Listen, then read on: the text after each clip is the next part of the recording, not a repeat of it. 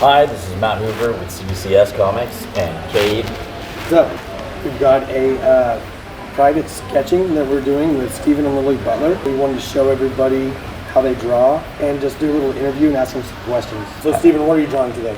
I am drawing Sonic the Hedgehog.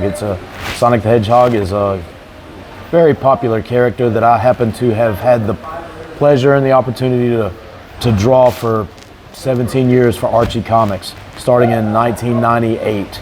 And ending in 2015. Yeah, it worked on it all the way to 2015. I am drawing Sabrina the Teenage Witch from Archie Comics.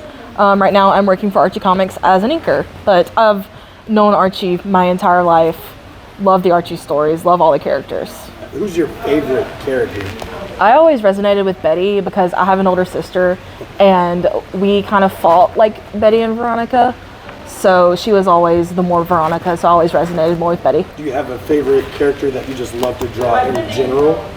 Yes. From the Archieverse, it's probably Sabrina. Okay. Sabrina? What do you think? I mean, overall, you're a My Little Pony girl. Oh, I thought he was talking about Archie. He probably was, but I mean, when you get down to the nitty gritty, it's My Little Pony or bust for you. Yeah. I mean, that's kind of what got me, quote unquote, seriously into drawing when I was younger. And I just, do it for fun. Whenever I need to de-stress, I'm like, I need to draw a colorful horse. That's her therapy. I'm just laying out the Sonic figure here, and this is pretty much how I work all the time as far as the layout stage. I draw really loosely. I don't choke up on my pencil. I just basically am drawing through my wrist and just drawing. I've drawn Sonic so many times. He's one of the characters I don't have to have reference for to draw him. What about you, Lily? What's your comfort with drawing Sabrina? Is it pretty secondhand nature at this point? Yeah, pretty much. Because all of the Archie girls are pretty similar, but Sabrina, we draw her eyes a little bit differently. And when we do draw her, we do kind of more of the old school style. So she has the rounded bob, because the new one, her hair is a little bit different. So clearly, you all know each other really well. Absolutely. You could say that. You could say that. I've known her all her life. So does your relationship and your dynamic with each other make its way into your art? Does it help your art when you can kind of know how she's going to draw something or how you're going to draw something? Yeah, pretty much. A lot of it comes through the osmosis, throughout the years. I mean, I literally used to hold her and rock her to sleep, and hoping she would go to sleep so I could get my work done on Archie, because I was the one that stayed at home. My wife had a job that she worked at, and I did a lot of my work at night. But I tried to. I had deadlines, that I had to meet, and it was just me and her as a baby when she was a baby at home. She was born in 1999, and that was prime time. I had just started working on Sonic in 1998, and so I was on it about a year before she was born. But I would literally hold her in my arms, rocking her while I was working on the Sonic comics, and then as she got older, she got really interested in the comics. She always read Sonic the Hedgehog, Casper the Friendly Ghost, Hot Stuff, Jack Kirby giant monster stories from Marvel as bedtime stories for her. So she's been around comics all her life. So it was only natural that she would gravitate toward the art realm, and she's been drawing all of her life. But it was in her high school years that I really, whenever I really saw her blossom and develop into, I'm like, wow, you could really probably do something with this. And it was in her college years, I think. Around 2018. Yeah, I'm talking to her when she approached me and said, "Dad, can we do a comic together?" And that was just it ignited the fire, and it's become what we're doing now. Now we work for Archie, but we also do our own self-published stuff, and that's where our heart is. We have a book called Fiona McCool and the Hound of Ulster, and it is. Say that again for us? The title of it is Fiona McCool and the Hound of Ulster. It's about Celtic mythology. It's a retelling of Celtic mythology in a Sonic the Hedgehog style. And if anybody knows anything about Celtic mythology, you'll see a lot of it in our story, but we took bits and pieces out of a lot of the stories that we really liked and put them together. All of the characters are in there from Celtic mythology. We just like Fiona McCool is a feminine version. We made him into a Finn girl. McCool. Yeah. So is Celtic mythology something that you kind of grew up with too? We're Irish. No, but descent. we're of Irish descent, and we decided to dive into it Yeah. because there's so much media and knowledge around like Greek mythology, Roman mythology, Norse mythology. Yeah, and we're like, there's not a whole lot out there about right. Celtic. I mean, he's always like been into it, and I've always like been aware of mythology through him. But we decided, to have something new to delve into. We're working on the second issue right now.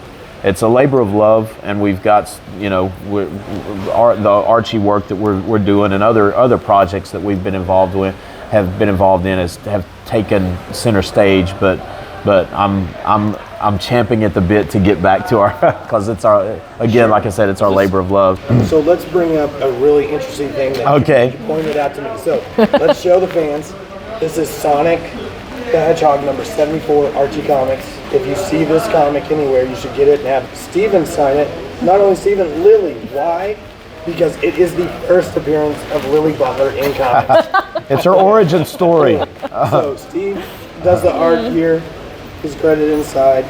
As you can see, Steven Butler did all this. But as this was being signed, he pointed out something really interesting.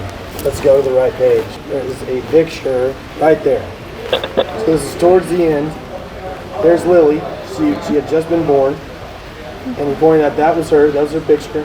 So there's a little story telling all the Sonic fans about the birth of Lilly Butler. Who were your top influences for art growing up? Jack Kirby was my number one, but I had others. John and Sal Buscema, Wally Wood, Gil Kane, George Perez was probably one of my number one guys. John Byrne to a certain extent, but George Perez eclipsed him for me personally. And I know I'm missing. Jim Starlin was another one that I really, really liked. John Romita Sr. is another huge influence on my work, and all of the guys that influenced them were the pulp artists of the 30s and 40s, and so it's just going down the line, So for my specific style, I think my style comes from all the cartoons I watched when I was growing up. Just like his style comes from all of the comic books he read growing up. Yeah. Same thing, but a different font. Some of my favorite cartoons growing up was like the original Teen Titans. That era of cartoons, that's why all of my art is like super bright colors, super bold lines. I really like anime, and I was always inspired by anime and manga. I grew up watching the Studio Ghibli movies, but also a lot of online artists. I remember when I was in middle school, I followed the artist Viria. Probably don't know her, but I was always really, really influenced by her work and different webcomics that I read when I was a teenager. So you can see the different generational influences that both of us have. Yeah. Hers is coming from a much more international influence, while mine is basically the comics that I grew up reading.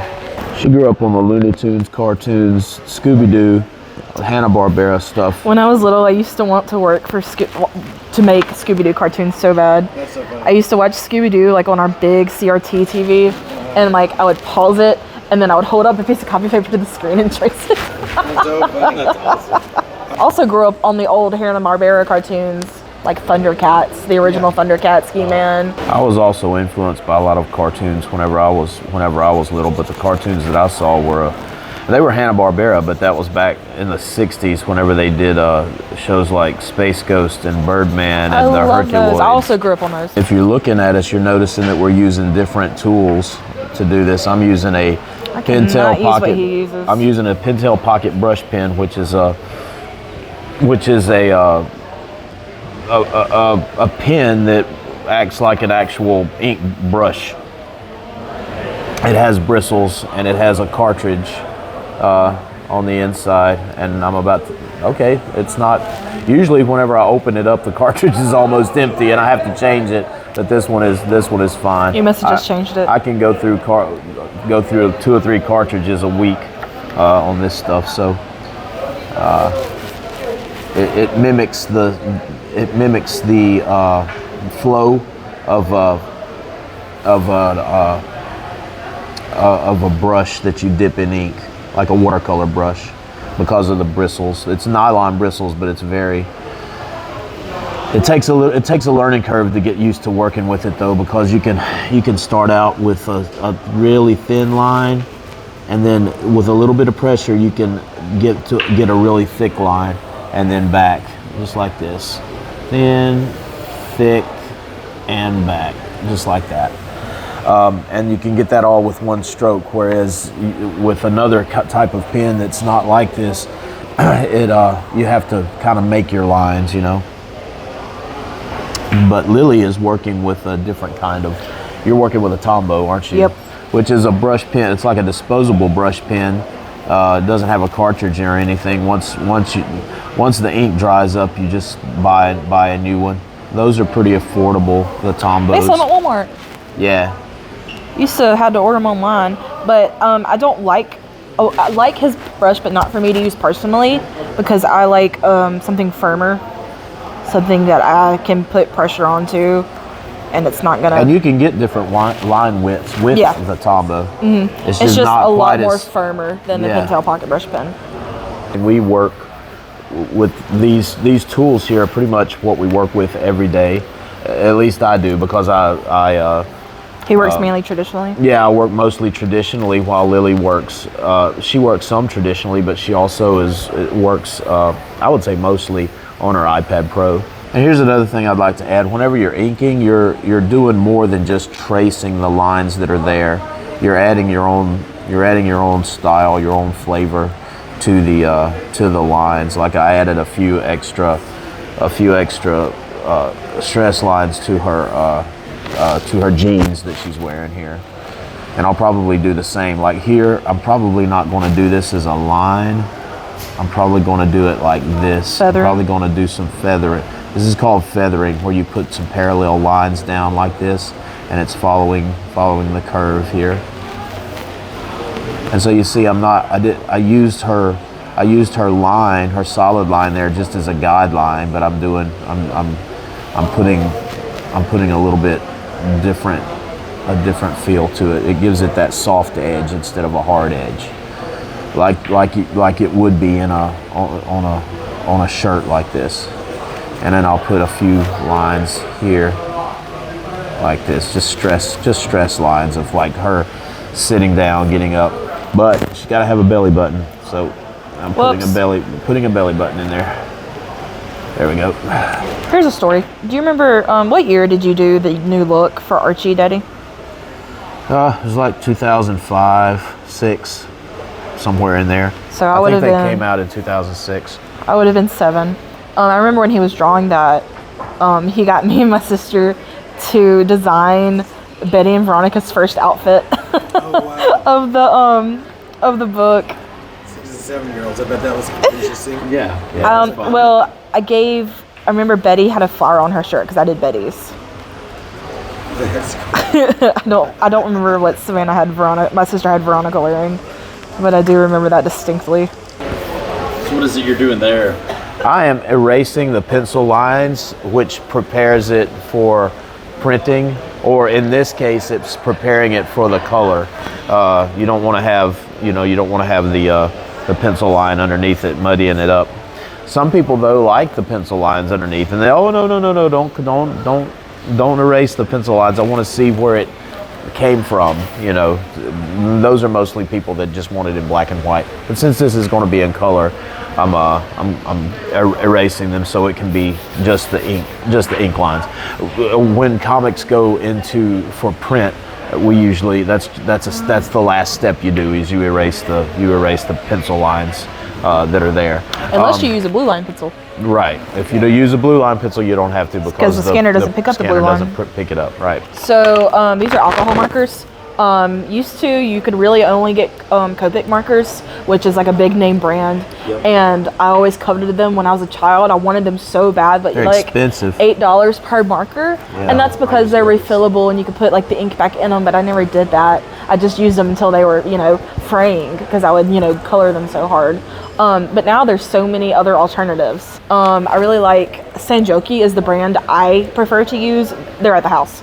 But I bought it twice, and it's like a huge case from Amazon, and it's a lot more affordable. And I'm really glad that there's a lot more affordable options because that's really helpful to younger artists. I mean, all artists, but especially younger artists. Like if I had access to that when I was younger, that would have been awesome. But alcohol markers, they're blendable, and if you use good ink to where your colors won't bleed, because sometimes if you use a ink brush that isn't waterproof, when you color over it, it will smear and it will make you very sad. Especially when I'm using the light color like this blonde right here, it will just smear everywhere, and I'm speaking from experience. All right, we are done. Thank you so much. We appreciate you both. Thank You're you. welcome. Thank you. We had a great time. Yeah, Had it's a been blast. awesome.